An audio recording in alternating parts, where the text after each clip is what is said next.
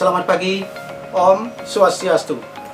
Kembali bertemu dengan saya, Iwayan Desnawan, Guru Biologi SMA Negeri 8 Denpasar, Kota Denpasar, Provinsi Bali.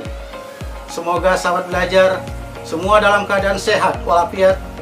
Ingat ikuti protokol kesehatan, selalu memakai masker, mencuci tangan dengan sabun, dan selalu menjaga jarak. Sahabat belajar yang berbahagia, kali ini saya akan membawakan materi kelas 12 semester genap, yaitu topik bioteknologi.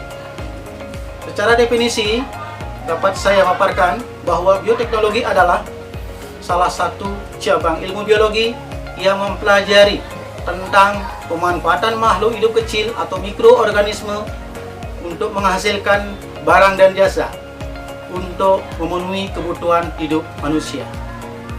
Bioteknologi dapat dibedakan menjadi dua bagian. Yang pertama, bioteknologi konvensional, dan yang kedua, bioteknologi modern. Kali ini saya akan fokus pada yang pertama, yaitu bioteknologi konvensional. Sahabat hebat yang berbahagia, prinsip dasar dari bioteknologi konvensional adalah yang pertama, memanfaatkan mikroorganisme secara langsung, seperti bakteri, jamur, virus, dan lain-lain. Yang kedua, mudah dilakukan. Yang ketiga adalah memanfaatkan reaksi fermentasi. Tidak asing lagi contoh daripada produk bioteknologi konvensional, antara lain ada tape, ada tempe, ada kecap, ada nata de coco, ada yogurt, dan lain-lain. Salah satu contoh produk bioteknologi konvensional adalah tape.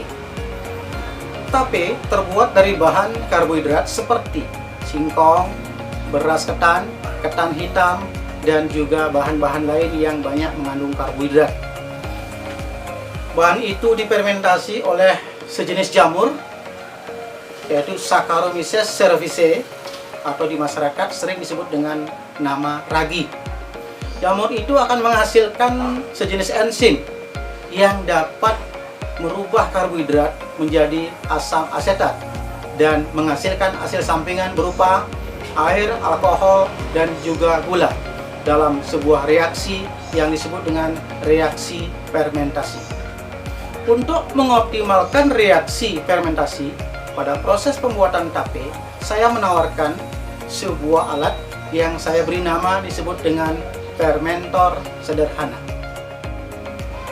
Fermentor sederhana yang coba saya buat memerlukan alat dan bahan yang juga sangat sederhana, antara lain ada kardus bekas, ada plaster, ada lampu listrik dan aliran-alirannya, ada gunting, ada cutter, ada aluminium foil, dan lem. Baik, sahabat belajar yang berbahagia, cara pembuatan fermentor sederhana. Kardus bekas dari bekas bahan apapun, yang penting dalam bentuk kotak. Ini sengaja saya bungkus sehingga tidak ada hal-hal yang tidak kita inginkan. Awalnya, bagian dinding dalamnya kita lapisi dengan aluminium foil yang tujuannya adalah untuk membuat suhu fermentasi yang konstan atau seimbang. Nah, pada kardus ini saya pasang sebuah lampu listrik. Nah, tujuan dari pemasangan lampu listrik ini adalah untuk sumber daripada panas. Sumber panas sehingga fermentasi bisa berlangsung optimal. Yang lain, di bagian dinding samping kardus bekas ini saya potong sehingga berlubang, dan pada lubang itu saya taruh termometer sederhana. boleh kita menggunakan termometer digital, boleh kita menggunakan termometer sederhana. Nah, pada lubang itu kita lapisi dengan plastik transparan sehingga lubang itu kedap udara. Nah, dibuat seperti itu. Setelah kita siapkan, ada lampu listriknya, ada termometer. Termometer ini bertujuan untuk mengontrol suhu yang diperlukan. Nah, biasanya kalau kita dapat listrik ini diberikan volume membesar untuk memperbesar dan memperkecil nyala lampu. Nah, dengan mengontrol termometer, biasanya fermentasi itu bagus pada suhu antara 30 sampai 35 derajat. Jika suhunya rendah, maka volume lampu bisa dibesarkan. Atau kalau manual, ini lampu ini dicolok pada aliran listrik. Jika suhunya sudah melewati 35 derajat, lampunya bisa dicabut atau volumenya dikecilkan. Setelah alat berupa fermentor sederhana ini kita siapkan semuanya, di dalamnya sudah ada aluminium foil, sudah ada lampu listriknya, sudah ada indikator daripada suhu. Tapi yang kita akan fermentasikan itu bahan berupa singkong. Kebetulan saya bawa singkong yang sudah dilumuri dengan ragi. Kita tutup dan masukkan ke dalam kotak ini.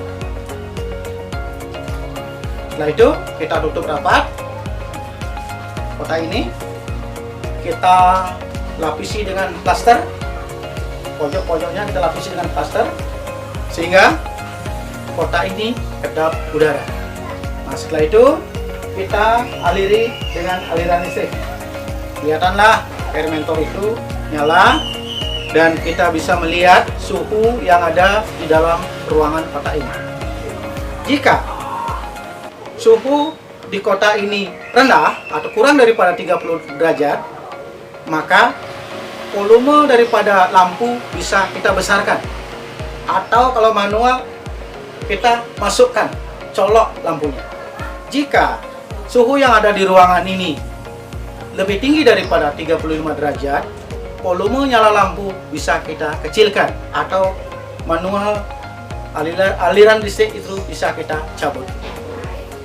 Dan selanjutnya kita tunggu 2-3 hari, maka fermentasi akan berlangsung secara optimal. Sahabat rumah belajar yang berbahagia, demikian paparan materi kali ini yang dapat saya sampaikan.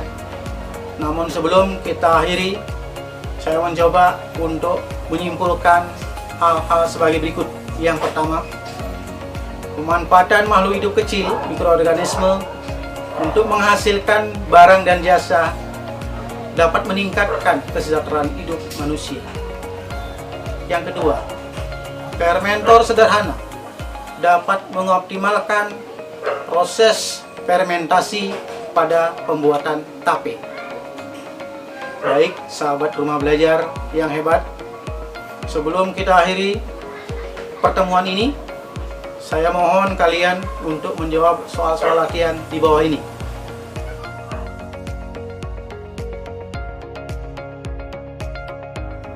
Demikian video pembelajaran yang dapat saya sampaikan. Semoga bermanfaat dan dapat menginspirasi sahabat rumah belajar dimanapun kalian berada. Ide-ide kreatif dari kalian selalu kami tunggu. Saya akhiri dengan ucapan selamat belajar, selamat pagi, dan Om Santi Santi Santi Om.